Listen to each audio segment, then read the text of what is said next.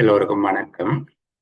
இலங்கை நிர்வாக சேவை மட்டுப்படுத்தப்பட்ட போட்டி பரீட்சைக்கான வழிகாட்டல் செயலமர்வு தொடர் 2025 ஜனவரி மற்றும் பிப்ரவரி மாதங்களில் உள்ளடக்கிய செயலமர்வு தொடரில் இன்னும் ஒரு செயலமர்வுல சந்திக்கிறோம். இன்றைக்கும் பொது நிர்வாகம் தொடர்பான விடய ஆய்வு 1 என அழைக்கப்படுகின்ற முதலாவது வினாத்தாளுக்கான வழிகாட்டல் செயலமர்வாக இது அமைக்கப்பட்டிருக்கிறது.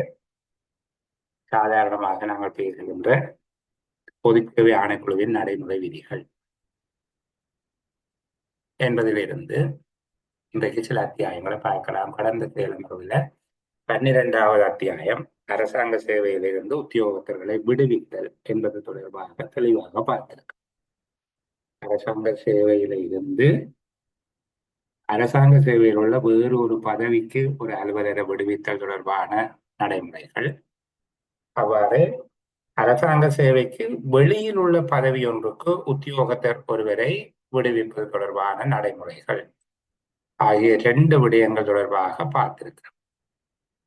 இந்த 2 விடயங்களையும் தெளிவாக கலைத்திருக்கிறோம். அதுக்கு மேல இன்னொரு விடயம் பார்த்து முன்னைய சேவைக்கு திரும்பி வருகிற உத்தியோகத்தை தொடர்பாக, முன்னைய சேவைக்கு மீள திரும்புகிற உத்தியோகத்தை தொடர்பாக எவ்வாறு நடந்து கொள்ள வேண்டும் என்பது பற்றியதும் கலைத்திருக்கிறோம். சரி, இப்போ இன்றைக்கு நாங்கள் அதை அடுத்து வருகிற அத்தியாயம் 13வது அத்தியாயம் அரசாங்க சேவையிலிருந்து ஓய்வு பெற்ற ஒருவரை அரசாங்க சேவையில் மீள அமர்த்துதல் அல்லது மீள நியமித்தல் என்பது தொடர்பாக பார்க்க இருக்கிறேன். நான் உங்களுக்கு முதலே சொன்னது போல இதை படிக்கிறது மட்டுமில்லை, இதை இலங்கை நிர்வாக சேவை போட்டி பரீட்சையில எவ்வாறு கேள்வியாக கேட்பார்கள் என்பதை யோசித்து படிக்கிறது தான் நாங்கள் பரீட்சையில வெற்றி பெறுவதற்கான வழியாக இருக்கும். 13வது அத்தியாயம் அரசாங்க சேவையிலிருந்து ஓய்வு பெற்ற ஒருவரை அரசாங்க சேவைக்கு மீள ஏற்றுக்கொள்வது, மீள அமர்த்துவது தொடர்பான விடயம். நாங்கள் நியமனம் என்பதற்குள்ள பார்த்த நாங்கள் அரசாங்க சேவை ஆணைக்குழு நியமன அதிகாரத்தை கொண்டிருக்கும். அதேவேளை அரசாங்க சேவை ஆணைக்குழு தனக்குரிய அதிகாரங்களை அல்லது தனக்குரிய தத்துவங்களை ஒரு குழுவிடம் கையளிக்கும், அரசாங்க உத்தியோகத்தர் ஒருவரிடம் கையளிக்கும் என்று பார்த்தாங்க. அவ்வாறு தத்துவங்கள் கையளிக்கப்பட்ட உத்தியோகத்தர் ஒருவர் அல்லது தத்துவங்கள் கையளிக்கப்பட்ட குழு ஒன்று செய்ய முடியாத நியமனம் அவர்களால, அதாவது பொதுச்சேவை ஆணைக்குழு தவிர்ந்த ஏனைய நியமன அதிகாரத்துவம் கொண்டவர்களால செய்ய முடியாத நியமனம் என்பது அரசாங்க சேவையிலிருந்து ஓய்வு பெற்ற ஒருவரை மீள சேவைக்கு அமர்த்துவது அல்லது அரசாங்க சேவையிலிருந்து முறைப்படி கேட்டு விலகி ஒருவரை மீள சேவைக்கு அமர்த்துவது. இவற்றை அரசாங்க சேவை ஆணைக்குழு மட்டும்தான் செய்ய முடியும் என்று பார்த்தோம். அந்த விடயத்தை தான் இங்கேயும் சொல்லப்பட்டிருக்கு. அரசாங்க சேவையிலிருந்து ஓய்வு பெற்ற ஒருவரை அரசாங்க சேவையில் மீள சேவைக்கு அமர்த்துவதற்கான அதிகாரத்தை கொண்டிருப்பது. இப்படி ஒரு MCQ கேள்வி ஒன்று போட்டால் அதுல அமைச்சரவை போட மாட்டார்கள். சில வேளையில ஒரு உத்தியோகத்தை குழு, அதற்கான உதாரணம் என்று தெரியலாம். இணைந்த சேவைகள் பணிப்பாளர் நாயகம், முகாமைத்துவ சேவைகள் பணிப்பாளர் நாயகம், சுகாதார சேவைகள் குழு, இப்படியான உதாரணங்களை தந்து போட்டு அரசாங்க சேவை ஆணைக்குழுவை அல்ல பகிரங்க சேவை ஆணைக்குழு என்று தருவாங்க. அப்ப எங்களுக்கு தெரியும், பென்ஷன்ல போனவரே திருப்பி சேவைக்கு அமர்த்துற அதிகாரம் தனியாக அரசாங்க சேவை ஆணைக்குழுவுக்கு மட்டும்தான் இருக்குது. சரிதானே? கட்டாய ஓய்வு பெறும் வயதை அடைந்த ஒருவர், இப்ப இங்க நாங்கள் 3 பேரை நாங்க பார்க்க போகிறோம். ஒன்று கட்டாய ஓய்வு பெறும் வயது அடைந்தவர் ஓய்வு பெற்றால் என்ன நிலைமை? கட்டாய ஓய்வு பெறும் வயது என்றால் இப்ப இருக்கிறதன்படி 60 வயது. இப்ப இருக்கிறதன்படி 60 வயது. கட்டாய ஓய்வு பெறும் வயது அல்லது விருப்ப ஓய்வூதிய வயது என்று சொல்றது 55 வயது. அதையும் தெரிஞ்சு வச்சிருக்கணும். அதற்கு முன்பாகவே சில பேர் ஓய்வு பெறுவார்கள், மருத்துவ காரணங்களுக்காக ஓய்வு பெறுவார்கள். அப்போ கட்டாய ஓய்வு பெறும் வயதை அடைவதற்கு முன்னர் ஓய்வு பெற்றவர்கள், 60 வயதுக்கு பிறகு ஓய்வு பெற்றார்கள், 55 வயதுக்கு பிறகு 60 வயதுக்கு முன்னுக்கு ஓய்வு பெற்றாக்கள். மூன்றாவது 55 வயதுக்கு முன்னுக்கு மெடிக்கல் ரீசன்ல பென்ஷன்ல போனாங்க. இப்ப 3 விதமாக இங்க நாங்கள் விளங்கி படிக்க வேணும். இதை வாசிக்கிற போதுதான் அந்த விளக்கம் எங்களுக்கு வேணும். ஏன்? ஒருவர் கட்டாய ஓய்வு பெறும் வயதை அடைந்ததன் காரணமாக 60 வயது வந்ததன் காரணமாக ஓய்வு பெற்றவர். இன்னொருவர் இருக்கிறார் விருப்ப ஓய்வூதிய வயது. கட்டாய ஓய்வு பெறும் வயதை அடைவதற்கு முன்பாக அவர் விருப்ப ஓய்வூதிய வயதை அடைந்த ஒருவர். அப்போது அவருக்கு என்ன செய்யும்? சரிதானே? அடுத்தது 55 வயதுக்கு முன்னுக்கு ஓய்வூதியம் பெற்றவர். அது மருத்துவ காரணங்களுக்காக ஓய்வு பெற்ற ஒருவரை மீள சேவைக்கு அமர்த்தும் போது என்ன செய்ய போகிறோம்? இப்ப தனித்தனியாக பார்ப்போம். கட்டாய ஓய்வு பெறும் வயதை அடைந்ததன் பேரில் அரசாங்க சேவையில் இருந்து ஓய்வு பெற்ற ஒருவரை மீள சேவைக்கு அமர்த்தக்கூடிய வழிமுறை ஒப்பந்த அடிப்படையிலான நியமனம் ஒன்றை அவருக்கு வழங்க. ஒப்பந்த அடிப்படையிலான நியமனம் ஒன்றை அவருக்கு வழங்கலாம். அப்ப கட்டாய ஓய்வு பெறும் வயதை அடைந்த ஒருவர் அரசாங்க சேவையிலிருந்து ஓய்வு பெற்று அவரை மீள சேவைக்கு அமர்த்துவதற்கு வழி ஒப்பந்த அடிப்படையில் மாத்திரம் மீள சேவைக்கு அமர்த்த முடியும். அவ்வாறு நியமனம் வழங்கும் போது ஒரு தடவைக்கு 1 வருட காலம் என நியமனம் மட்டுப்படுத்தப்பட வேண்டும். ஒரு தடவைக்கு 1 வருடம் என்கிற அடிப்படையில தான் அவருக்கு நியமனம் வழங்கும். காலத்துக்கு காலம் அரசாங்கத்தினால் எடுக்கப்படுகின்ற கொள்கை சார்ந்த தீர்மானங்களுக்கு அமைவாக இது நடைபெறப்பட வேண்டும். அரசாங்கத்தினால காலத்துக்கு காலம் சேவைக்கு அமர்ந்தல் தொடர்பான கொள்கைகள் அறிமுகப்படுத்தப்படும். சில வேளையில ஓய்வு பெற்றவரை அமர்த்தக்கூடாது என்று கொள்கை வந்து அமர்த்த முடியும்.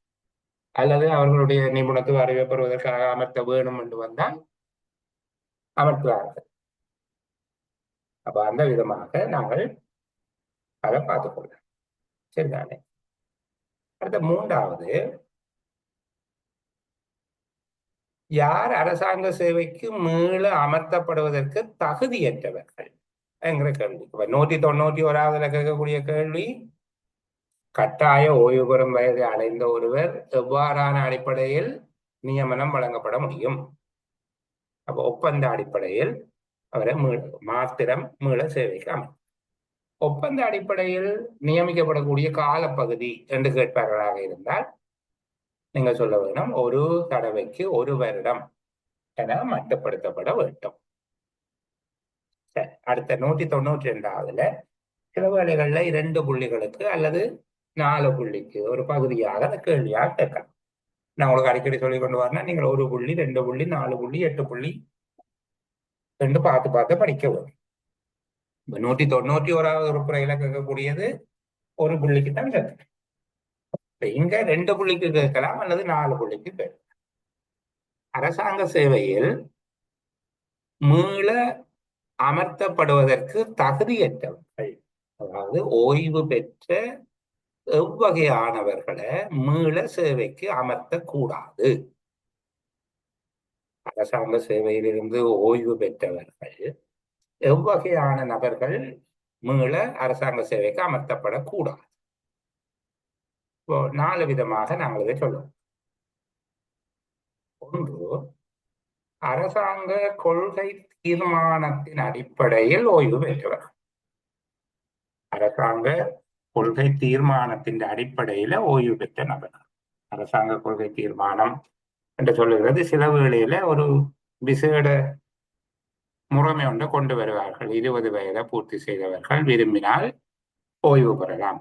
இந்த மாதிரியாக சில வேளைகள்ல வேற மாதிரி சில காலங்களில் அவ்வாறு நடைமுறைப்படுத்தப்பட்டது.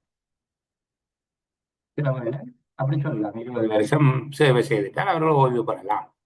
திரும்ப அவர்களுக்கு 55 வயது முடிகிற போது பென்ஷன் கொடுப்போம் என்று சொல்லி சொன்னால் அவர் அரசாங்கத்தினுடைய கொள்கை தீர்மானம் ஒன்றின் பேரில் ஓய்வு பெறுவதற்கு சம்மதம் தெரிவித்து ஓய்வு பெற்றவர். இளைப்பாறுவதற்கான சம்மதத்தோடு இளைப்பாற்றப்பட்டவர். இவர்கள் திரும்ப வரை அரசாங்க சேவைக்கு இணைத்துக் கொள்ளப்பட மாட்டார். இது ஒரு வகை. இரண்டாவது, ஓய்வு பெறுவதற்கு நேர் முன்னுக்கு இருக்கிற 3 வருஷங்களுக்குள்ள, நேர முன்னுக்கு இருக்கிற 3 வருஷத்துக்குள்ள ஒழுக்காற்று விசாரணை ஒன்று ஆரம்பிக்கப்பட்ட அல்லது தாவன விதிக்கோவையின் தொகுதி 2 முதலாவது அட்டவணையின் கீழ் காட்டப்பட்ட குற்றம் ஒன்று தொடர்பில் ஒழுக்காற்று தண்டனைக்கு உட்பட்ட ஒருவர் மீள சேவைக்கு அமர்த்தப்பட மாட்டார். ஓய்வு பெறுவதற்கு முன்னுக்கு உள்ள 3 வருஷத்துக்குள்ள 2021 அவர் பென்ஷன்ல போனவராக இருந்தார். 2021, 20, 2019 அந்த முன்பகுதியில 3 வருஷங்களை பார்க்கணும். அந்த 3 வருஷ காலப்பகுதிக்குள்ளே அவருக்கு ஏதாவது ஒரு ஒழுக்காற்று விசாரணை ஆரம்பிச்சிருந்தால் அல்லது ஒழுக்காற்று விசாரணை ஆரம்பித்தால் அது நாங்கள் சொல்லுகிறது அவரை 12ஆம் பிரிவுல ஓய்வு பெற செய்திருப்பார்கள் என்று சொல்லி. ஓய்வு பெற செய்திருந்தா பென்ஷன் ஒன்றும் கொடுக்க மாட்டார்கள். பிறகுதான் பென்ஷன் கொடுப்பின விசாரணை முடிஞ்சதுக்கு பிறகு, அதுக்கு ஒரு தீர்வு வந்ததுக்கு பிறகு. இதுல சொல்லப்பட்டிருக்குது, அவர் ஓய்வு பெறுவதற்கு முன்பாக ஒழுக்காற்று விசாரணை ஒன்று ஆரம்பிக்கப்பட்ட அல்லது தாபன விதிக்கோவையின் தொகுதி 2 முதலாவது அட்டவணையில 16 குற்றங்கள் இருக்கு. அந்த 16 குற்றங்கள்ல ஏதாவது ஒரு குற்றத்துக்கு தண்டிக்கப்பட்ட நபர் ஒருவராக இருந்தால் அவரை சேர்க்க. மூன்றாவது, ஓய்வூதிய பிரமாண குறிப்பின் 12ஆம் பிரிவின் கீழ் இழப்பேற்றப்பட்டார். அவர் இழப்பேற்றப்பட்டவர் என்றால் அவருக்கு பென்ஷன் ஒன்றும் கொடுத்திருக்க மாட்டோம். அவரை வீட்டை போங்கன்னு அனுப்பிட்டு பிறகுதான் அது தொடர்பான முடிவெடுப்பார்கள். அவருக்கு ஓய்வூதியம் கொடுக்கிறது இல்லையா, அல்லது ஏதாவது குறைக்க விசாரணை முடிவெடுக்காம குறையாக இருக்குது. ஆனால் அவருக்கு 60 வயது இருந்தது. விசாரணை முடிய மட்டும் சேவையில வச்சிருக்க தேவையில்லை. வீட்டை அனுப்பிட்டு அதுக்கு பிறகு அந்த விசாரணையின் முடிவை பொறுத்து அவருடைய ஓய்வூதியம் தீர்மானிக்கப்படும். அந்த எளிமையா சொல்லி இருக்குது. இது ஓய்வூதிய பிரமாண குறிப்பின் 12ஆம் பிரிவின் கீழ் ஓய்வு பெற செய்யப்பட்ட ஒருவர். நான்காவது, 5வது அத்தியாயத்தில் காட்டப்பட்ட அரசாங்க சேவைக்கு நியமிப்பதற்கு தகமையற்றவர்.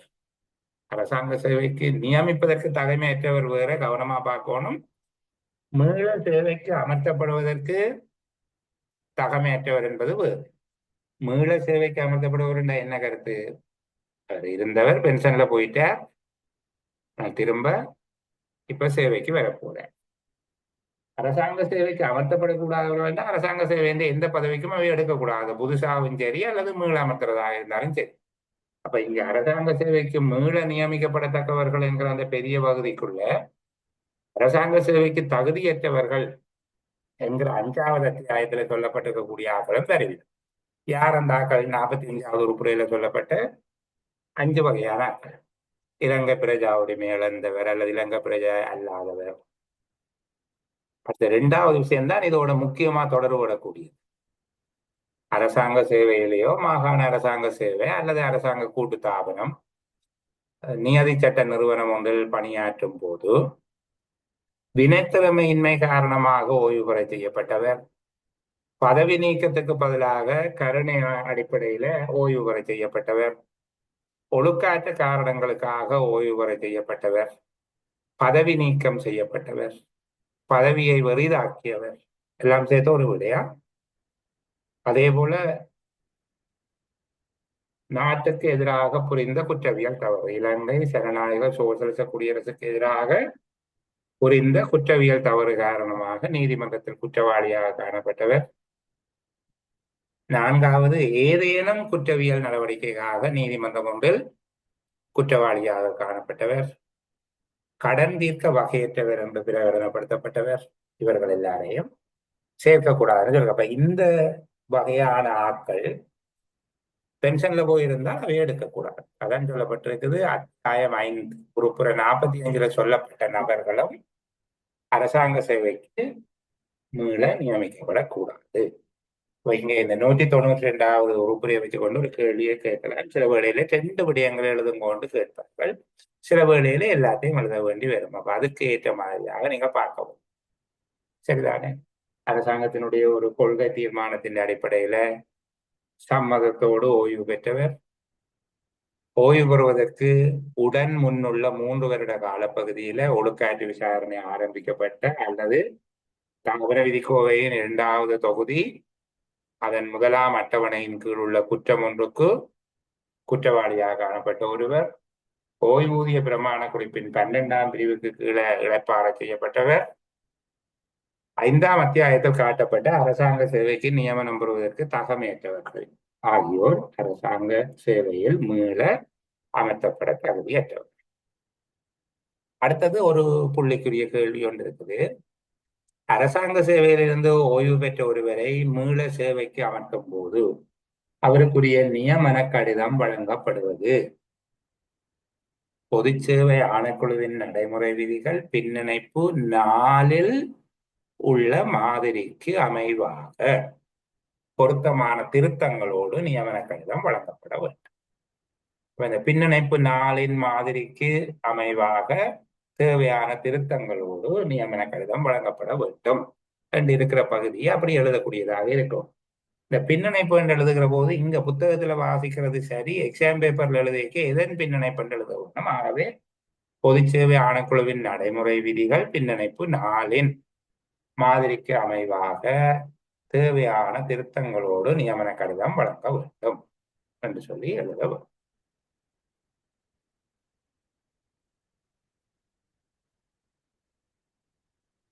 கட்டாய ஓய்வு பெறும் வயதை அடைவதற்கு முன்பாக கட்டாய ஓய்வு பெறும் வயதை அடைவதற்கு முன்பாக என்றால் 55 வயதுக்கு முதல் மேலே 192ஆம் பிரிவுல சொல்லப்பட்ட அந்த 4 கேட்டகரியாக்களை சொல்லி இருக்கிறேன் தானே, முறையில் அல்லாத நிலைமைகளை தவிர, அதுல சொல்லப்பட்ட அந்த 4 நிலைமைகளை தவிர அரசாங்க சேவையில் இருந்து ஓய்வு பெற்ற ஒருவரை மீள பணிக்கு அமர்த்தல் ஆகாது என்று சொல்லப்பட்டது. சரிதானே? அப்ப கட்டாய ஓய்வு பெறும் வயதை அடைவதற்கு முன்பாக ஒரு உத்தியோகத்தர் ஓய்வு பெற்றிருப்பதாக இருந்தால் அவரை பணிக்கு அமர்த்தக்கூடாது. சாதாரணமாக அந்த மேல சொல்லப்பட்ட 4 வகைக்குள்ளேயும் ஒருவர் அந்த நிலைமைகள்ல இருந்தால் நாங்கள் அமர்த்த மாட்டோம். அவ்வாறு இல்லாமல் சாதாரணமாக ஒருவர் ஓய்வு பெற்றிருப்பவராக இருந்தால், அதாவது 55 வயதுக்கு பிறகு 60 வயதுக்கு முன், 55 வயதுக்கு பிறகு 60 வயதுக்கு முன்னம் ஓய்வு பெற்றால்தான் கட்டாய ஓய்வு பெறும் வயதை அடைவதற்கு முன்னர் அரசாங்க சேவையில் இருந்து ஓய்வு பெற்ற ஒருவரை சாதாரணமாக அல்ல பொதுவாக மீள பணிக்கு அமர்த்த கூடாது. ஆனால் அவர் பணிக்கு அமர்த்தப்பட்டால், ஏதேனும் ஒரு சந்தர்ப்பத்தில் அவர் அமர்த்தப்பட்டால் அவருக்கு கொடுக்கிற ஓய்வூதியத்தை 60 வயது மட்டும் கொடுக்க கூடாது. அவருடைய ஓய்வூதியம் வழங்கப்படாமல் உறை நிலையில் வைக்கப்பட வேண்டும். ஃப்ரீஸ் பண்ணி வைக்கிறது என்று சொல்றது. சரிதானே? அவ்வாறு வைத்துக் கொண்டு அவருக்கு நியமனம் வழங்கும். மேல நாங்கள் பார்த்த நாங்கள் ஓய்வு பெறும் வயதை அடைஞ்சதுக்கு பிறகு போனவருக்கு பென்ஷனை நிப்பாட்டுது. 60 வயது கடந்தவருக்கு ஒப்பந்த அடிப்படையில நியமனம் கொடுக்கிறோம். 1 வருஷத்துக்கு ஒரு தடவை கொடுக்கலாம். அவருடைய பென்ஷனை பற்றி நாங்களுடன் கலைக்கல. ஆனால் 55 வயதுக்கு பிறகு 60 வயதுக்கு முன்னம் ஒரு ஆள் ரிட்டையர்மெண்ட்ல போய் அவரை மீள சேவைக்கு அமர்த்துவதாக இருந்தால் அதற்கான நிபந்தனை யாது? 60 வயதை கடந்தவருக்குரிய நிபந்தனை என்ன? ஒப்பந்த அடிப்படையில் அமர்த்தப்பட வேண்டும். ஒரு தடவைக்கு 1 வருடம் என்கிற அடிப்படையில் நியமனம் வழங்கப்பட வேண்டும். இது கட்டாய ஓய்வு பெறும் வயதை அடைவதற்கு முன்னர் ஓய்வு பெற்ற ஒருவர் மீள சேவைக்கு அமர்த்தப்படுவதாக இருந்தால் பின்பற்றப்பட வேண்டிய நிபந்தனை என்ன என்று கேட்டால் நீங்க என்ன சொல்ல போறீங்க? அத்தகைய ஒருவர் மீள பணிக்கு அமர்த்தப்பட்டால் அவர் கட்டாய ஓய்வு பெறும் வயதை அடையும் வரை அவருடைய ஓய்வூதியம் வழங்கப்படாமல் உறைய வைக்கப்படும் என்ற அடிப்படையிலேயே அவருக்கு நியமனம் வழங்க வேண்டும். பென்ஷன் கொடுக்க மாட்டோம், சம்பளம் மட்டும்தான் கொடுப்போம் என்று சொல்லி. சரியா? இதுக்குள்ள 194வது உறுப்புரையில கேள்வி, அழகான கேள்வி ஒன்று இருக்குது. இப்ப உங்களுக்கு விளங்கிட்டு கட்டாய ஓய்வு பெறும் வயது அடைவதற்கு முன்பு ஓய்வு பெற்றவரை மீளாமத்துவதாக இருந்தால் அவர் 60 வயது அடையும் மட்டும், அதாவது கட்டாய ஓய்வு பெறும் திகதியை அடையும் வரை அவருடைய ஓய்வூதியம் வழங்கப்படாமல் உறைநிலையில் வைக்கப்பட வேண்டும். சரி, சரி. அடுத்தது மூன்றாவது நாள் நாங்கள் பார்க்கிறோம் மெடிக்கல் பர்பஸ்ல பென்ஷன். இவர் 55 வயதுக்கு முன்னுக்கு போயிட்டு சரிதானே. பென்ஷன்ல போறவர்களுக்கு, மெடிக்கல் பர்பஸ்ல பென்ஷன்ல போறவருக்கு கட்டாயம் உடனடியாகவே ஓய்வூதியம் வழங்கப்படும். அவருக்கு 55 வயது வரை மட்டும் பார்த்து கொண்டிருக்கிறீர்கள். மெடிக்கலுக்காக போனவர், அவருக்கு உடனே பென்ஷன் கொடுக்க வேண்டும். சரி, அவ்வாறு ஓய்வு பெற்ற ஒருவர், மருத்துவ காரணங்களுக்காக ஓய்வு பெற்ற ஒருவர் மீள சேவைக்கு அமர்த்தப்படலாமா என்று கேட்டால் அமர்த்தப்படலாம். மருத்துவ காரணங்களின் பேரில் அரசாங்க சேவையிலிருந்து ஓய்வு பெற்ற ஒருவர் மீள சேவைக்கு அமர்த்தப்படுவதற்கு 4 நிபந்தனைகள் இருக்கு.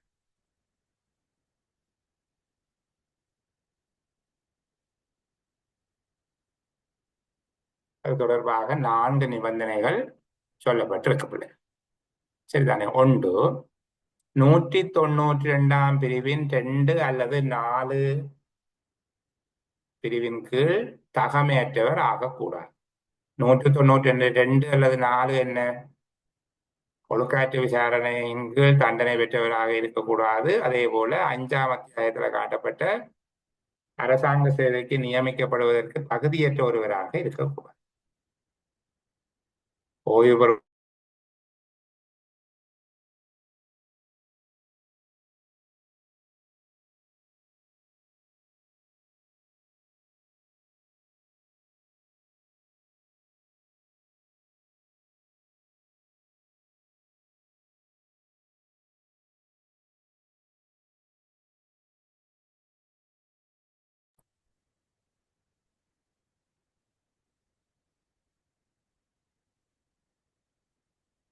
சரி, நாங்கள் தொடர்ந்து கதைப்போம்.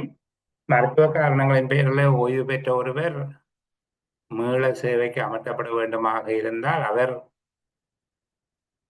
முதலாவது விடயம் பொதுச்சேவை ஆணைக்குழுவின் நடைமுறை விதிகள் உறுப்புற 192 2, 4 பிரிவுகளின் கீழ் தகமையற்றவராக இருக்கக்கூடாது.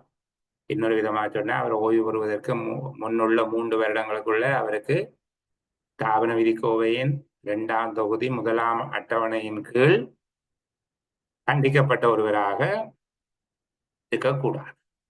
2வது, அரசாங்க சேவைக்கு நியமிக்கப்படுவதற்கு தகமையற்ற ஒருவர் என்கின்ற 45ஆவது உறுப்புரையின் கீழ் அட்டவணைப்படுத்தப்பட்ட வகைக்குள்ளே அவர் வரக்கூடாது. இப்ப நாங்கள் அதைத்தான் சுருக்கமாக எழுதியிருக்கிற 192ஆம் பிரிவின் 2 அல்லது 4வது பிரிவுகளின் கீழ் தகமையற்றவராக இருக்கக்கூடாது. அடுத்தது, உரிய பதவியினுடைய, அவர் நியமிக்கப்பட போகிற பதவியினுடைய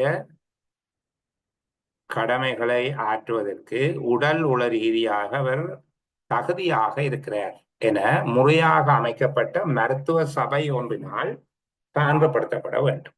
மருத்துவர் ஒருவர் அல்ல, மருத்துவ சபையினால சான்றுபடுத்த வேண்டும். மெடிக்கல் பென்ஷன்ல போன ஒருவர் திருப்பி அவர் வேலைக்கு வர்றதுக்கு இப்போ அவருக்கு உடல் ரீதியாக உள ரீதியாக அவர் ஃபிட் ஆகிட்டார் என்று சொல்லி மெடிக்கல் போர்டு ஒரு சர்டிபிகேட் கொடுக்க வேண்டும். இன்னொன்று இருக்குது, அவர் பென்ஷன்ல போய் 1 வருஷமாவது கடந்திருக்க வேண்டும். ஓய்வு பெற்ற திகதியிலிருந்து ஆக குறைஞ்சது 1 வருடமாவது கடந்திருக்க வேண்டும். அதுக்கு உள்ள அவர் வரல.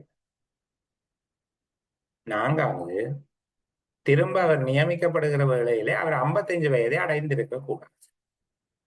மீள நியமிக்கப்படும் போது அவர் ஓய்வு பெறுவதற்கான விருப்ப வயதை அடைந்திருத்தலாகாது.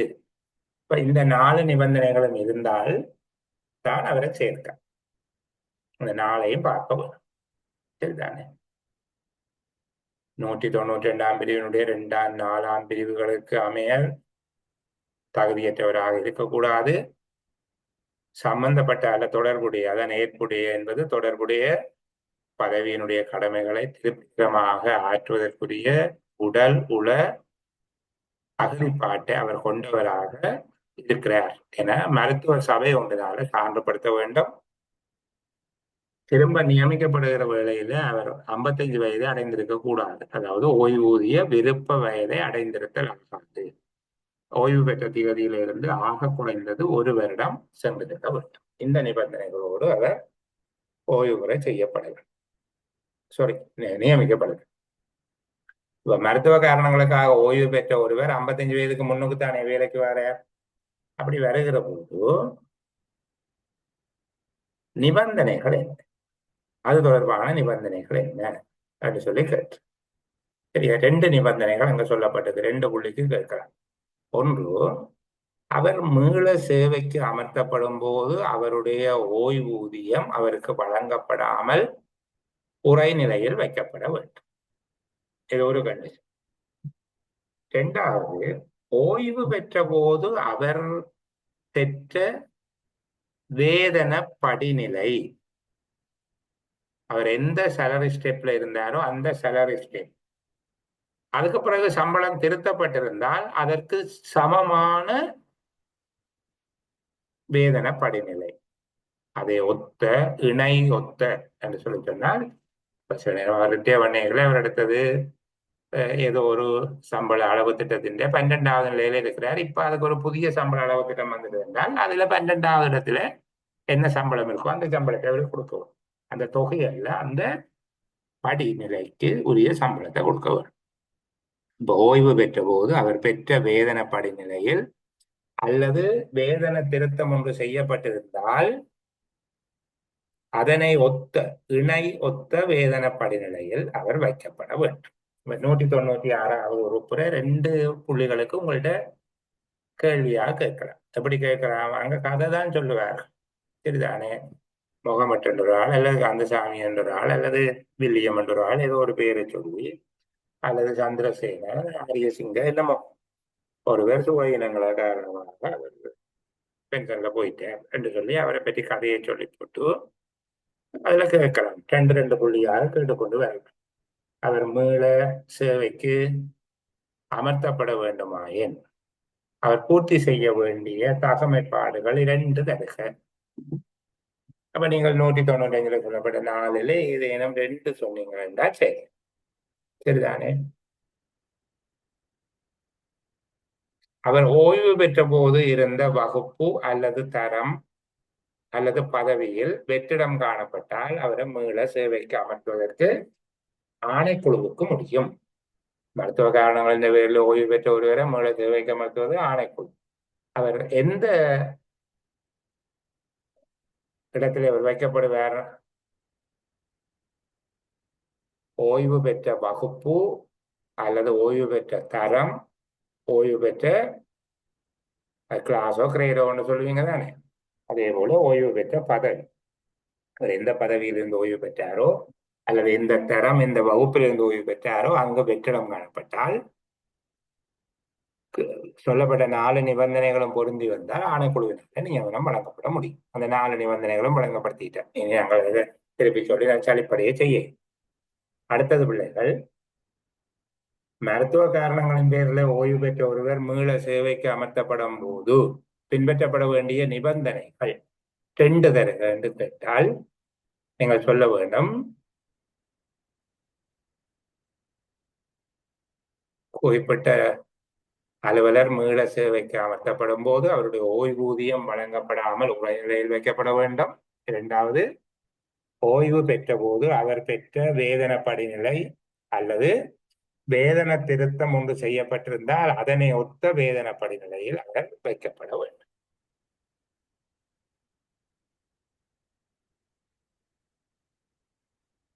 நூற்றி 97வது ஒரு கேள்வி கேட்கக்கூடியதாக இல்லை. அப்ப இதுக்குள்ள வரக்கூடிய கேள்விகள் எல்லாம் சொல்லி சரிதானே? அடுத்தது, அரசாங்க உத்தியோகத்தர் ஒருவர் ராஜினாமா செய்வது தொடர்பாக. அரசாங்க உத்தியோகத்தர் ஒருவர் தன்னுடைய சேவையிலிருந்து விலக்குவது, பதவியை ராஜினாமா செய்வது தொடர்பானது. இந்த விடயத்தை கொஞ்சம் சரிதானே? இப்ப நாங்கள் ஏற்கனவே 56வது பிரிவில் ஒரு விடயம் பார்த்திருக்கிறோம். விடயம் தான் அரசாங்க சேவையில இருக்கிற உத்தியோகத்தர் ஒருவர் அவருடைய சேவை பிரமாண குறிப்பு ஆட்சேர்ப்பு திட்டத்தில வேறு விதமாக சொல்லப்படாவிட்டால், வேறு விதமாக சொல்லப்படாத சந்தர்ப்பத்தில அவர் பதவி விலகுவதை பற்றி சொல்லியிருக்கிறார். அவர் 1 மாத காலத்துக்கு முன்னர் 1 மாத கால முன்னறிவித்தல் ஒன்றை வழங்குவதன் மூலமாக முறைப்படியாக அந்த பதவியிலிருந்து அவர் கேட்டு விலகிக் கொள்ள முடியும். அல்லது அவருடைய நியமன அதிகாரி இணங்கிக் கொண்டால் இறுதியாக பெற்ற மாதத்துக்கான வேதன தொகைக்கு சமமான தொகையை மீளச் செலுத்தி அவர் பதவியிலிருந்து விலகிக் கொள்ள முடியும்.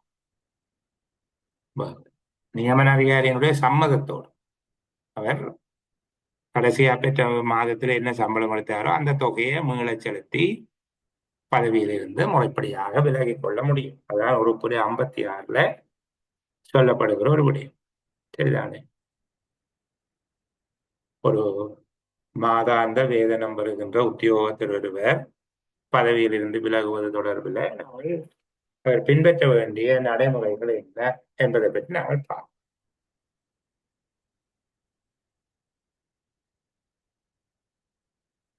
அதுக்கு முன்னாக 198, 199 உறுப்புரை விடயங்களை கொஞ்சம் விளங்கப்படுத்திட்டு வருகிறேன். ஒரு பதிலீட்டு உத்தியோகத்தர், அமைய உத்தியோகத்தர், தற்காலிக உத்தியோகம். பதிலீடு இந்த சப்ஸ்டிடியூட் பார்த்துனாங்க, அமையம் கசுவல் என்ன தற்காலிகம். பணியாளர்களுடைய நியமனத்தை முன் அறிவித்தல் இல்லாமல் நியமன அதிகாரியினால நிறுத்த முடியும். ஒரு அமைய நியமனம் அல்லது பதிலீட்டு நியமனம் அல்லது தற்காலிக நியமனம் ஒன்று வழங்கப்பட்டிருக்கும் போது முன் அறிவித்தல் இல்லாமலே அந்த நியமனத்தை முடிவுறுத்தும் அதிகாரம் நியமன அதிகாரிக்கு உண்டு. ஆனால் அவ்வாறு தீர்மானம் எடுத்ததற்கான காரணங்களை உரிய கோவையில் விவரமாக பதிவு செய்து வைத்திருக்க வேண்டும். உரிய கோவையில விவரமாக பதிவு செய்து வைத்திருக்க வேண்டும்.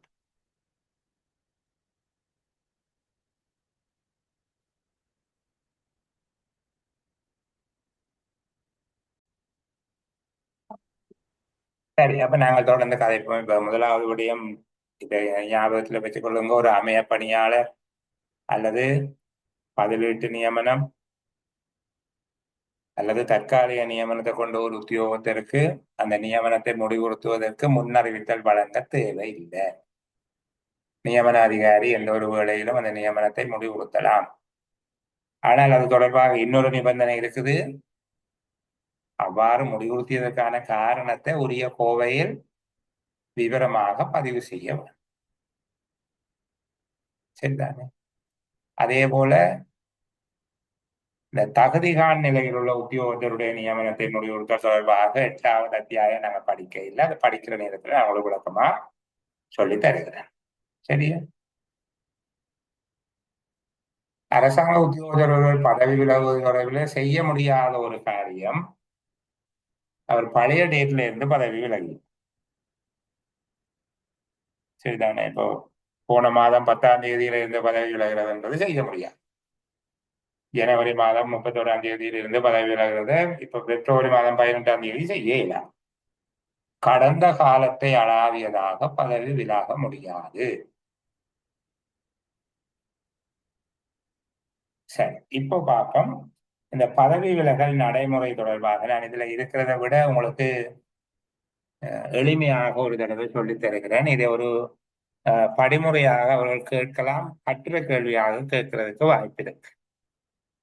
சரிதானே? அரசாங்க சேவையில் நிரந்தர பதவி ஒன்றை வகிக்கும் உத்தியோகத்தை தன்னுடைய பதவியில் இருந்து ராஜினாமா செய்தல் தொடர்பான படிமுறைகளை விளக்க சொல்லி கேட்கலாம். இப்படியாக நேரடியாக கேட்க மாட்டார்கள். ஒரு கதையை சொல்லி போட்டுத்தான் சுப்பிரமணியன் தன்னுடைய பதவியில் இருந்து ராஜினாமா செய்ய விரும்புகிறார், அவர் ராஜினாமா செய்வது தொடர்பான படிமுறைகளை வைத்திருக்க என்று கேட்பார்.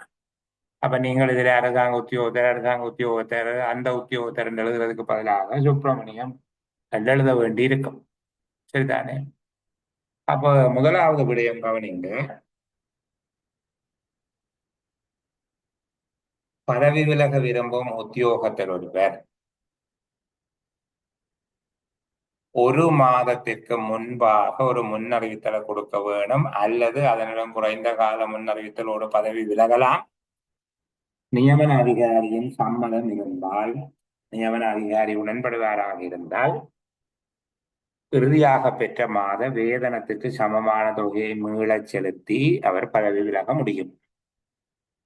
இப்ப முதல்ல நாங்கள் பார்ப்போம், நிரந்தர பதவி வகிக்கும் அரசாங்க உத்தியோகத்தர் ஒருவரிடமிருந்து 56வது பிரிவின் நியதிகளின் படி, 56வது பிரிவின் நியதிகள் என்னென்று சொல்லிட்டேன் உங்களுக்கு. இப்போ 56வது பிரிவில் குறிப்பிடப்பட்டதற்கு அமைவாக அரசாங்க உத்தியோகத்தர் ஒருவரிடமிருந்து பதவி விலகல் கடிதம் ஒன்று கிடைத்தால் அது தொடர்பாக மேற்கொள்ள வேண்டிய நடவடிக்கைகளை நான் படிமுறையா பிள்ளைகளுக்கு சொல்லித்தரேன். சரிதானே? முதலாவது, 56ஆம் பிரிவில் குறிப்பிடப்பட்ட நியதிகளின்படி அரசாங்க உத்தியோகத்தரிடமிருந்து பதவி விலகும் கடிதம் ஒன்று கிடைக்கும் போது திணைக்கள தலைவர் கீழே உள்ள விடயங்களை தெளிவுபடுத்திக் கொள்ள வேண்டும். இது மட்டுமே தனி கேள்வியாகவும் கேட்கலாம், அல்லது பொதுவாக பதவியிலிருந்து ராஜினாமா செய்தல் என்கிற செயல்முறையின் படிமுறையாக சொல்லியிருக்க இது முதலாவது படிமுறை. சரிதானே? 56வது பிரிவு பொதுச்சேவை ஆணைக்குழுவின் நடைமுறை விதிகள் 6ஆம் அத்தியாயம் 56ஆம் பிரிவில் குறிப்பிடப்பட்ட நடைமுறைக்கு அமைவாக அரசாங்க உத்தியோகத்தர் ஒருவரிடம் இருந்து பதவியை ராஜினாமா செய்யும் கடிதம் ஒன்று கிடைக்கப் பெற்றால் திணைக்கள தலைவர் கீழ்வரும் விடயங்கள் தொடர்பில் தெளிவுபடுத்திக் கொள்ள வேண்டும். முதலாவது, தற்போது அந்த உத்தியோகத்திற்கு எதிராக ஒழுக்காற்று நடவடிக்கைகள் எதையும் எடுக்கப்படவில்லை, அல்லது அவருக்கு எதிராக ஒழுக்காற்று நடவடிக்கை எடுப்பதற்கு உத்தேசிக்கப்பட்டிருக்கவில்லை என்பதை உறுதிப்படுத்திக் கொள்ள வேண்டும். அந்த உத்தியோகத்திற்கு எதிராக ஒழுக்காற்று நடவடிக்கைகள் எவையும் எடுக்கப்படவில்லை, அல்லது அந்த உத்தியோகத்திற்கு எதிராக ஒழுக்காற்று நடவடிக்கைகள் எடுப்பதற்கு உத்தேசிக்கப்படவில்லை. ஒன்று. இரண்டாவது, அரசாங்க சேவையில் அவர் குறிப்பிட்ட காலத்துக்கு பணியாற்ற வேண்டும் என்பதற்கான கட்டாய சேவை காலம் அல்லது உடன்படிக்கை, பிணை முறி எதுவும் இல்லை, பொண்ட் அக்ரிமெண்ட் எதுவும் இல்லை என்பதை உறுதிப்படுத்திக் கொள்வார். அரசாங்க சேவையில அவர் குறிப்பிட்ட காலம் கட்டாயம் சேவை செய்ய வேணும் என்பது தொடர்பாக அவருக்கு ஏதேனும் உடன்படிக்கை அல்லது பிணை முறி எதுவும் உண்டா என்று பார்த்து இல்லை என்பதை உறுதிப்படுத்திக் கொள்ள வேண்டும். மூன்றாவது, அவரிடமிருந்து அரசாங்கத்துக்கு வருமதியான தொகை எதுவும் இல்லை, அரசாங்கத்துக்கு அவர் செலுத்த வேண்டிய பணத்தொகை எதுவும் இல்லை.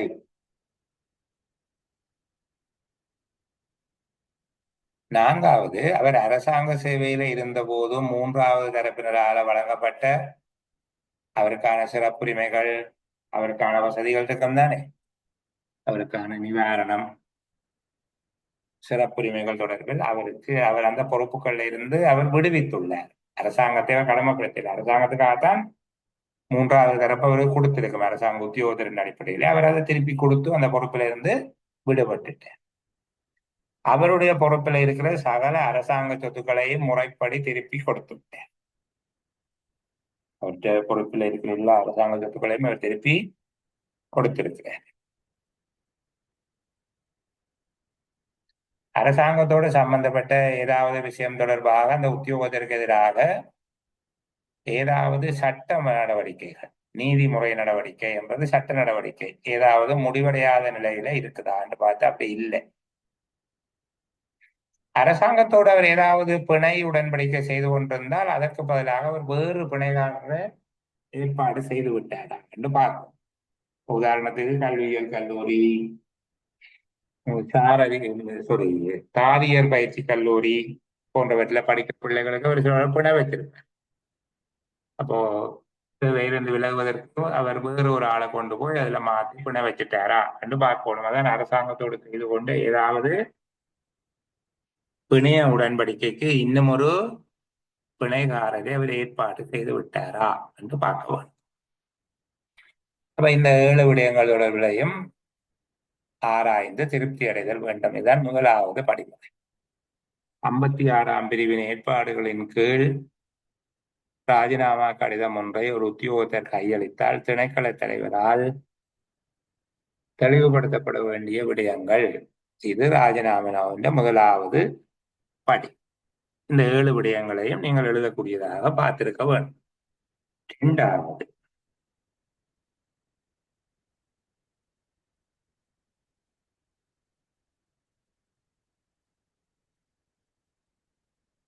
இவ்வாறு ஆராய்ந்த போது அவர் பதவி விலகுவதற்கு தடை காணப்படுமாக இருந்தார். மேலே சொல்லப்பட்ட காரணங்களின் அடிப்படையில அவர்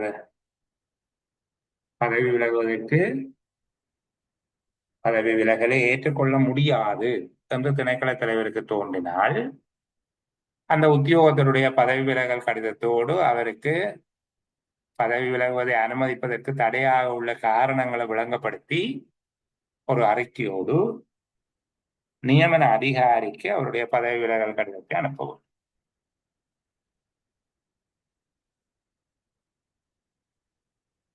தடை எதுவும் இல்லை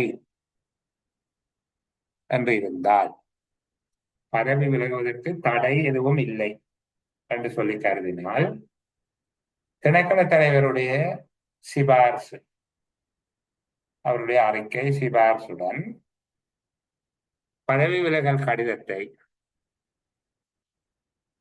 நியமன அதிகாரிக்கு அனுப்பி வைக்கப்படும். தாமதம் இல்லாமல் அனுப்ப வேண்டும் என்று சொல்லப்பட்டது. ஆனால் அதற்கு முன்பாக ஒரு விடயத்தை நான் உங்களுக்கு சொல்ல போகிறேன். அந்த கடிதத்தை அனுப்புவதற்கு முன்பாக ஆராய்ந்து பார்த்தாச்சது அவர் பதவி விலகுவதற்கு தடை எதுவும் கிடையாது. இப்போது தன்னுடைய சிபார்சு பதவி விலகுவது தொடர்பான தன்னுடைய அறிக்கையோடு பதவி விலகுவதற்கு உத்தியோகத்தர் வழங்கிய பதவி விலகல் கடிதத்தை நியமன அதிகாரிக்கு அனுப்ப வேண்டும். நியமன அதிகாரிக்கு அனுப்ப வேண்டும். ஆனால் அதற்கு முன்பாக உத்தியோகத்தர் ஒருவரால ராஜினாமா கடிதம் ஒன்று கொடுக்கப்பட்டால் அவருக்கு எழுத்து மூலமான அறிவுறுத்தல் ஒன்றை அல்லது அறிவித்தல் ஒன்றை வழங்க வேண்டும். எழுத்து மூலமான அறிவித்தல் அல்லது அறிவுறுத்தல் ஒன்றை அவருக்கு வழங்க வேண்டும். உத்தியோகத்தர் ஒருவர் தன்னுடைய பதவியில் இருந்து விலகுவாராக இருந்தால் அவருக்கு ஓய்வூதியம், பணிக்கொடை தொடர்பான உரிமைகள் அனைத்தும் இல்லாமல் போகும். பதவி விலகுவதற்கு முன்னர் அவர் சேவையை ஆற்றியதன் காரணமாக அவருக்குரிய உரித்துக்கள், நலன்கள் கிட்டாமல் போகும்.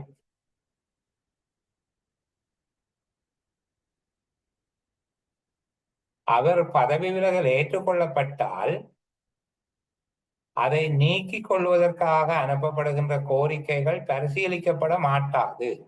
அவருடைய பதவி விலகல் ஏற்றுக்கொள்ளப்பட்டதுக்கு பிறகு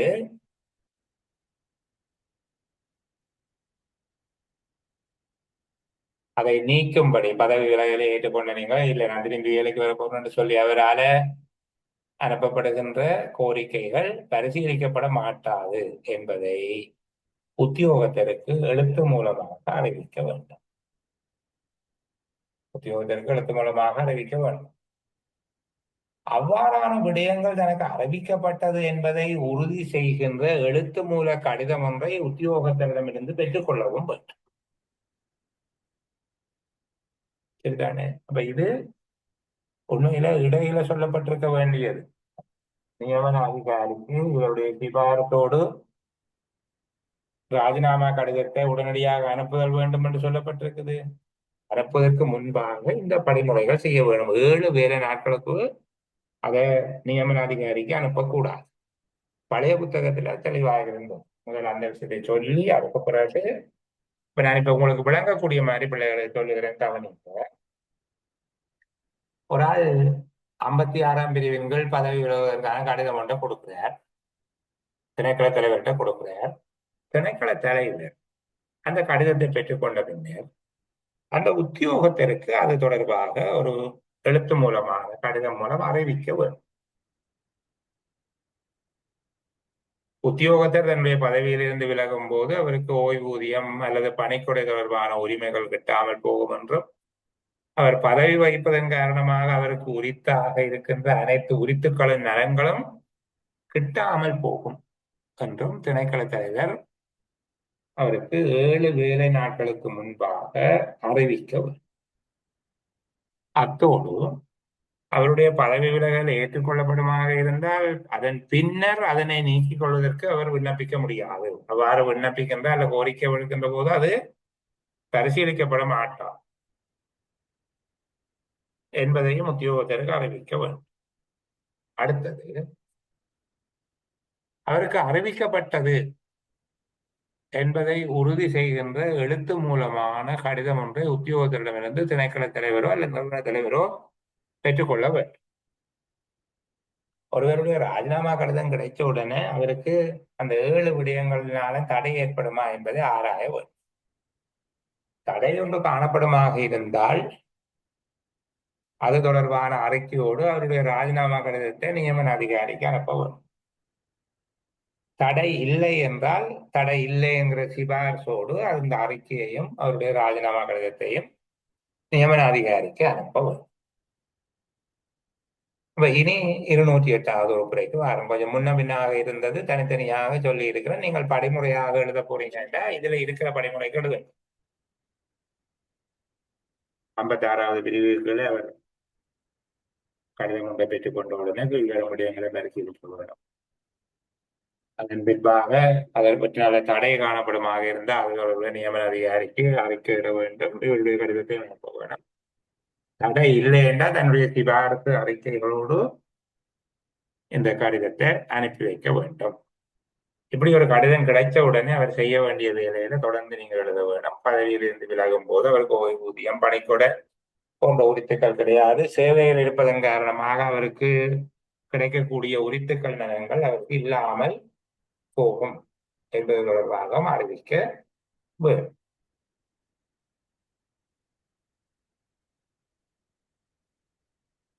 7 நாட்களுக்குள்ள அவர் இந்த கடிதத்தை மீளப்பெறாவிட்டால் நீங்கள் அதை அனுப்பி வைக்கலாம். சரி, நியமன அதிகாரியினால பதவி விலகல் ஏற்றுக்கொள்ளப்பட்டது என்கிற கடிதம் திணைக்கள தலைவருக்கு அனுப்பி வைக்கப்படும். திணைக்கள தலைவருக்கு கிடைத்தவுடனே அது குறித்து சம்பந்தப்பட்ட உத்தியோகத்திற்கு அறிவிக்க வேண்டும். சில வேளையிலே அவர் பதவி விலகுவதற்கு விண்ணப்பித்த திகதிக்கு பின்னர் அவர் தொடர்ந்து வேலை செய்திருந்தார். இந்த கடிதம் வர வரைக்கும் அவர் தொடர்ந்து வேலை செய்திருக்கிறார் என்று வச்சுக் கொள்வோமே. அவர் இறுதியாக கடமைக்கு சமூகம் அளித்த திகதிக்கு அடுத்த நாள் அவர் பதவி விலகியதாக அதை மாற்றிக்கொள்ள வேண்டும். அதற்குரிய ஏற்பாடு திருத்தி அமைக்க வேண்டும். இப்ப ஒரு ஆள் ஜனவரி மாதம் 1ஆம் தேதியில இருந்து போகணும் என்று சொல்லி ரிசைன் லெட்டர் கொடுக்கிறார். அங்க இருந்து ரிலீஸ் வந்தது பிப்ரவரி மாதம் 15ஆம் தேதி. அது வரைக்கும் அவர் தொடர்ந்து வேலைக்கு வந்து கொண்டுதான் இருக்கிறார். இப்போது அவருடைய பதவி விலகிய திகதியை பிப்ரவரி மாதம் 15ஆம் தேதி என்பதாக திருத்திக் கொள்ள. சில வேளைகள்ல பதவி விலகல் ஏற்றுக்கொள்ள முடியாது என்று நியமன அதிகாரி அறிவிப்பாராக இருந்தால் அவர் உடனடியாக கடமைக்கு திரும்பவும். பதவி விலகலை ஏற்றுக்கொள்ள முடியாது என்று நியமன அதிகாரி தீர்மானிப்பாராக இருந்தால் அறிவித்தலை பெற்றுக்கொண்ட ஒருவர் தொடர்ந்து அரசாங்க சேவையில ஈடுபட வேண்டும். இதுக்குள்ள பல பேருக்கும் குழப்பமான ஒரு விடயம் இருக்குது. அப்ப இப்ப அவர் கடிதம் கிடைக்கிற வரைக்கும் தொடர்ந்து வந்து கொண்டிருக்க வேணுமா இல்லையா? அவர் எந்த தேதியிலிருந்து பதவி விலக கேட்டாரோ ஜனவரி மாதம் 1ஆம் தேதியிலிருந்து விலக போறோம் என்று கேட்கிறேன். நவம்பர் மாதமே கடிதம் அனுப்பியிருக்கேன். அப்ப அவர் சில வேளையில டிசம்பர் மாதம் 31ஆம் தேதியோட வேலைக்கு போகாம நின்றுருக்கு. சரிதாங்க? அப்படி போகாம நிக்கிற ஆளுக்கு என்ன நடவடிக்கை? ஜனவரி மாதம் 1ஆம் தேதி அவர் ரிசைன் பண்றேன்னு சொல்லி டிசம்பர் 31 வேலைக்கு வெளியே அவர் கடிதம் எழுதுது. அவருடைய பதவி விலகல் ஏற்றுக்கொள்ளப்படவில்லை என்று பிப்ரவரியில தான் கிடைக்கும். பிப்ரவரி 10ஆம் தேதி கிடைக்கும். அவருக்கு ஜனவரி மாதம் வேலையில இல்லை, பிப்ரவரி 10ஆம் தேதி வரைக்கும் வேலையிலே இல்லை. இப்போ அவர் உடனடியாக சேவைக்கு சமூகம் அளிக்க வேண்டும். இப்ப அந்த இடப்பட்ட காலத்திலே என்ன செய்யறது? அனுமதி இல்லாமல் அவர் வராம விட்டால் விஓபி சேவை பண்ணலாம் என்று சொல்லி ஒரு கதை இருக்கு. அப்படியா சரிதானே? அது விஓபி சேவை பண்றது அந்த காலப்பகுதிக்கு அல்ல. அவர் முறையாக விண்ணப்பிச்சு தனக்கு அனுமதி கிடைக்கும் என்கிற நம்பிக்கையோட விட நின்றுட்டேன். அவர் தானாகவே தன்னுடைய சுய விருப்பின் பேரில் பதவியை வலியாக்கியவர் என்று சொல்லி கருதி நடவடிக்கை எடுப்பேன். அப்படி எடுக்க வேண்டும் என்று சொல்லுகிறவர்கள் அப்படியே அல்ல. பதவி விலகல் ஏற்றுக்கொள்ள முடியாது என்ற அறிவித்தலை பெற்றுக்கொண்ட உத்தியோகத்தர் தொடர்ந்தும் அரசாங்க சேவையில் பணியாற்ற வேண்டும் என்றால் இனி அவர் வேலைக்கு வர வேண்டும். அப்ப இடப்பட்ட காலத்துக்கு என்ன செய்கிறது என்றால் நாங்கள் லீவு தொடர்பாக பார்க்கக்குள்ள கதைப்போம். அவருக்கு குறித்தான விடுமுறைகள்ல இருந்து சீர் செய்ய வேணும். அப்படி எந்த விடுமுறையும் இல்லை என்றால் அது சம்பளமற்ற லீவாக எடுக்கலாமே தவிர மறுபடி இவ்வளவு நாள் அவர் வேலைக்கு வராம விட்டுட்டார். இப்ப அவருடைய ராஜினாமா ஏற்றுக்கொள்ளப்படவில்லை என்ற கடிதம் வந்த உடனே அவருக்கு விஓபி சேவ் பண்றது. அவருக்கு விஓபி எப்ப சேவ் பண்ண வேண்டும் என்றால் பதவி விலகலை ஏற்றுக்கொள்ள முடியாது என்ற அறிவித்தலை பெற்றுக்கொண்ட பின்னர் அவர் உடனடியாக சேவைக்கு திரும்ப வேண்டும். அப்படி அவர் திரும்பாமல் போனார். அவ்வாறு உத்தியோகத்தர் கடமைக்கு திரும்பாமல் போனால் தன்னுடைய சொந்த விருப்பத்தின் பேரில் பதவியை பெரிதாக்கியவர் என்று கருதி அத்தியாயம் 15க்கு அமைவாக நடவடிக்கை எடுக்கும். அத்தியாயம் 15க்கு அமைவாக அவர் மீது நடவடிக்கை எடுக்க வேண்டும். இனித்தான் நாங்கள் அத்தியாயம் 15 பார்க்கணும். இதுதானே பதவி விலகல் தொடர்பாக அத்தியாயம் 15 இனித்தான் நாங்கள் பார்க்க போவோம்.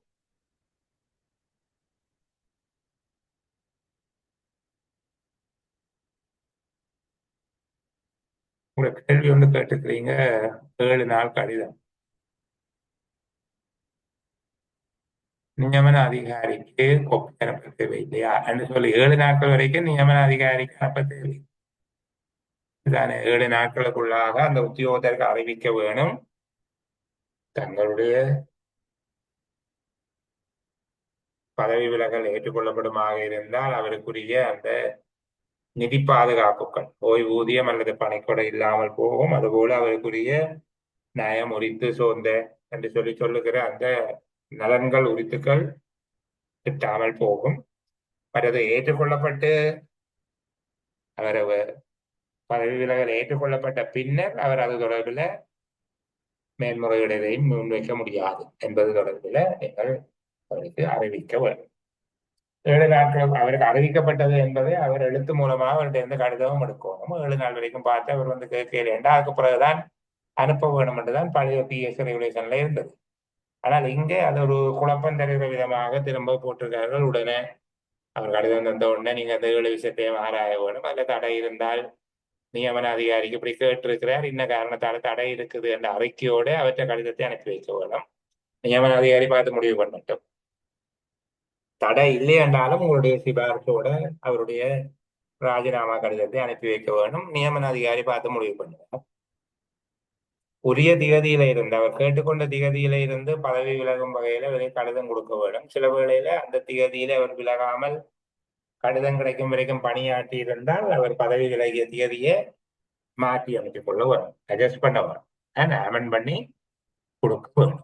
அவர் எப்போ ரிசைன் பண்ணிட்டு ரெண்டு கொடுக்க கூடாது. வேலை செய்திருக்கிறேன் அந்த திகதி வேலையில் அவர் பணியாற்றிய தொடர்பாக திருத்தம் செய்து அவருக்கு வழங்க வேண்டும். அவரை மீள சேவைக்கு வர சொல்லி, அதாவது சேவைக்கு வர சொல்லி, ஏன்னா அவருடைய பதவி விலகல் ஏற்றுக்கொள்ளப்படவில்லை என்று அறிவிக்கப்பட்டால் அவர் உடனே வேலைக்கு வர வேண்டும். இந்த கடிதம் அவருக்கு கிடைச்சதுக்கு பிறகு அறிவிக்கப்பட்ட பின்னர் அவர் வேலைக்கு வராம விட்டார் என்றால் அவர் தானாகவே பதவியை விட்டு விலகி விட்டார் என்று கருதி பதவி வரிதாக்கல் பிஓபி என்று சொல்லுவோம், பதவி வரிதாக்கல் கடிதம் ஒன்றை அவருக்கு வழங்க வேண்டி இருக்கும். அத்தியாயம் 15க்கு அமைவாக பதவி வரிதாக்கல் நடவடிக்கை ஒன்றை மேற்கொள்ள வேண்டும்.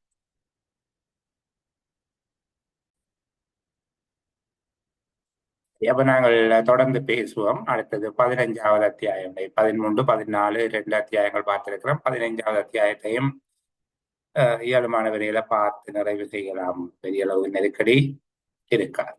சரிதானே? இந்த அளவையும் கொஞ்சம் விரைவுபடுத்தி சொல்லுகிறேன். பதவி வரிதாக்கல் என்கிறது எந்தெந்த சந்தர்ப்பங்கள் ஒரு உத்தியோகத்தருடைய பதவி பெரிதாகும் என்று வெவ்வேறு இடங்களில் நாங்கள் படிச்சிருக்கிறோம். அந்த விஷயங்கள் எல்லாத்தையும் சேர்த்துக்கொண்டு நான் ஒன்றாக உங்களுக்கு சொல்லுகிறேன்.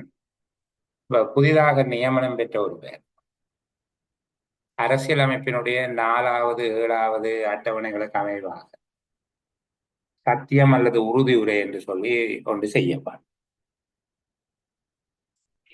ஒரு உத்தியோகத்தர் சத்தியம் அல்லது உறுதியுரை செய்ய தவறுகிற சந்தர்ப்பத்துல அரசாங்க சேவைக்கு நியமனம் பெற்ற ஒரு உத்தியோகத்தர் சத்தியம் அல்லது உறுதியுரையை செய்ய தவறுவாராக இருந்தால் உரிய காலப்பகுதிக்குள்ள அந்த கால வரையறைக்குள்ள அவர் அவ்வாறு செய்ய தவறும் போது அவர் தானே அந்த பதவியை விட்டு விலகியவராக கருதப்படுவார். பதவியை பெரிதாக்கியவராக கருதப்படுவார். இது ஒரு சந்தர்ப்பம். சரிதானே? உரிய காலப்பகுதியில நியமனம் பெற்று குறிப்பிட்ட காலப்பகுதி 1 மாத காலம் தான் அதை சொல்லப்பட்டிருக்குது. குறித்த காலப்பகுதிக்குள்ள சத்தியம் உறுதியுரை செய்ய தவறும் போது பதவி வரிதானதாக கருதப்படுது. 2வது, நியமனத்துக்கு தேவையான தகமைகள் அல்லது தகவல்களை பொய்யான பிழையான தகவல்கள் போலியான ஆவணங்களை சமர்ப்பித்து நியமனம் பெற்றதாக ஒரு உத்தியோகத்தர் முறையாக தாவிக்கப்படும் போது அதுல நிறைய விடயம் இருக்கு. அவர்கிட்ட இந்த விளக்கம் கேட்க வேணும். அவர் சொல்லுகிற விளக்கம் திருப்தி இல்லை என்று சொல்லி சொன்னால் அப்ப முறையாக நிரூபிக்கப்படும். ஒரு உத்தியோகத்தர் பொய்யான போலியான தகவல்கள் ஆவணங்களை வழங்கி நியமனம் பெற்றார் என்பது முறையாக தாவிக்கப்படும் போது அவருடைய பதவி வெற்றும் பெரிதுமானதாக கருதப்படும். நல்லன் போயிட்டு சொல்றது வலிமையிழந்து போய்விடும். பதவி பெரிதானதாக இருக்கும், வெற்றும் பெரிதுமானதாக விடும். அதுல மேலதிகமாக ஒரு நடவடிக்கை இருக்குது. அவர் மீது சட்ட நடவடிக்கை எடுக்க வேண்டும். அடுத்தது, அரசாங்க சேவையில அவர் சேவைக்கு சேர்ந்த நாளிலிருந்து அவருக்கு வழங்கப்பட்ட அனைத்து கொடுப்பனவுகளும் அவர்கிட்ட இருந்து மீளப்படும். அரசாங்க சேவையில அவர் சேர்ந்த நாள் தொடக்கம் அவருக்கு வழங்கப்பட்ட அனைத்து விதமான கொடுப்பனவுகளையும் அவர்கிட்ட இருந்து மீளப்பெற வேண்டும். இது 2வது சட்டம். 3வது, நாங்கள் ஏற்கனவே பார்த்து நாங்கள் ராஜினாமா செய்கிறது. பதவியை ராஜினாமா செய்த ஒருவர் அவருடைய ராஜினாமா ஏற்றுக்கொள்ளப்படவில்லை, அவருடைய பதவி விலகல் ஏற்றுக்கொள்ளப்படவில்லை என அறிவிக்கப்படும் போது உடனடியாகவே கடமைக்கு சமூகம் அளிக்க வேண்டும். அதாவது சேவையை தொடர்ந்து ஈடுபட வேண்டும். அவ்வாறு ஈடுபட தவறும் போது அவர் தன்னுடைய பதவியை அவருடைய விருப்பத்தின் பேரில் அவருடைய சுய விருப்பின் பேரில் பெரிதாக்கி உள்ளார் என கருதி நடவடிக்கை எடுத்தார். 4வது சந்தர்ப்பம், ஒரு உத்தியோகத்தர் இடமாற்றம் பெற்று செல்கிறார். முன்னைய சேவை நிலையம் பழைய சேவை நிலையத்தில இருந்து அவர் முறையாக விடுவிக்கப்பட்டிருக்கிறார். குறித்த நாள்ல அவரை முறையாக விடுவிக்கிறார். அவ்வாறு விடுவிக்கப்பட்டிருந்த போதும் புதிய சேவை நிலையத்துல உரிய திகதியில அவர் கடமைக்கு சமூகம் அளிக்க இல்லை. புதிய சேவை நிலையத்துல உரிய திகதியில கடமைக்கு சமூகம் அளிக்கவில்லை எனில் அவர் தன்னுடைய சுய விருப்பின் பேரில் பதவியை வெற்றும் வெறிதமாக்கிவிட்டார், வெற்று வெறிதாக்கியவர் வெறிதாக்கிவிட்டார் என கருதி நடவடிக்கை எடுக்கப்படும். புதிய நிறுவனத்தினுடைய தலைவர் இந்த நடவடிக்கையை செய்தார். 5வது, ஒரு உத்தியோகத்தர் முறையாக விண்ணப்பித்து விடுமுறை பெறாமல் ஏதேனும் தவிர்க்க முடியாத சூழ்நிலை காரணமாக கடமைக்கு சமூகம் அளிக்க முடியாமல் இருந்தால் அந்த நாளில், அதாவது அவருடைய கடமையை தொடங்கும் நேரத்தில் இருந்து 24 மணித்தியாலங்களுக்குள் தன்னுடைய வர இயலாமை தொடர்பாக நிறுவன தலைவருக்கு அறிவிக்காமல் கடமைக்கு வராமல் இருக்கும் உத்தியோகத்தர் ஒருவர் தானாகவே தன்னுடைய பதவியை பெரிதாக்கியவராக கருதப்பட்டு நடவடிக்கை மேற்கொள்ளப்படும். இது 5வது சந்தர்ப்பம். அரசாங்க உத்தியோகத்தர் ஒருவர் அவருடைய விடுமுறை முறையாக அங்கீகரிக்கப்படாத சந்தர்ப்பத்தில் தவிர்க்க முடியாத சூழ்நிலைகள் காரணமாக கடமைக்கு சமூகம் அளிக்க முடியாமல் இருந்தாலும் அவருடைய கடமை தொடங்கும் நேரத்தில் இருந்து 24 மணித்தியாலங்களுக்குள் தன்னுடைய வர இயலாமை பற்றி ஏதாவது விதத்தில் நிறுவன தலைவருக்கு அறிவிக்காமல் கடமைக்கு வராமல் இருக்கும் உத்தியோகத்தர் தானாகவே பதவி வரிதாக்கியவராக கருதப்பட வேண்டும். 5 சந்தர்ப்பங்கள் ஒரு உத்தியோகத்தருடைய பதவி வரிதாகக்கூடிய சந்தர்ப்பங்கள் நம்மளுக்கு சொல்லி தரப்பட்டோம். சரிதானே?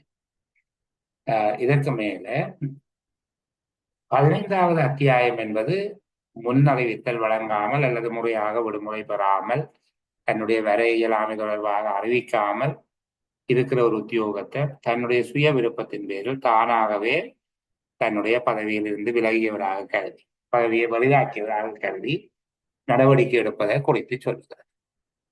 ஏன்னா 4 வெவ்வேறு சந்தர்ப்பங்கள்ல சொல்லப்படுகிறது. இப்போ இது 5ஆம். நாங்கள் 5ஐயும் ஒன்றாக சேர்த்து கதைச்சிருக்கிறோம். சரிதானே? அடுத்து வருகிற செயலமர்வுல பதவி வரிதாக்கல் தொடர்பாக வரக்கூடிய வினாக்களோட இந்த 15வது அத்தியாயத்தை பார்ப்போம். இன்றைக்கு 13, 14 அத்தியாயங்களை பார்த்து 15வது அத்தியாயத்தை ஆரம்பிச்சு நிறைவு செய்திருக்கிறோம். அடுத்த செயலமர்வுல கரை எதுவும் இல்லை என்றால் 25ஆம் தேதி செவ்வாய்க்கிழமை நடைபெறுகிற செயலமர்வுல இதனுடைய தொடர்ச்சியை நாங்கள் பேசலாம்.